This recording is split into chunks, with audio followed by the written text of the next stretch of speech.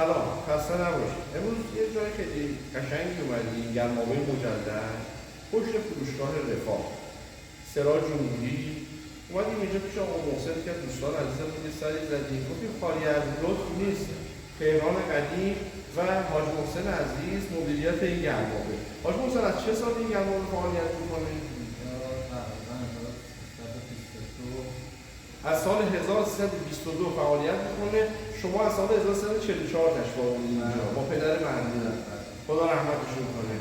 خیلی ممنون، تشکر.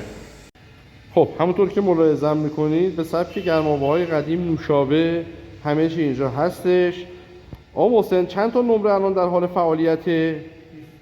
20 تا نمره است. ساعت کارتون از ساعت چنده؟ ساعت 6:30 7 تا ساعت 6 بعد از ظهر. 6:30 7 صبح تا 6 بعد از ظهر با 20 تا نمره در حال فعالیت هستین. درسته؟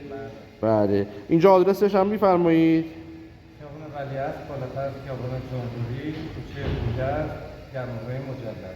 خیلی ممنون دوستان، حتما خالی از لطف سر بزنید.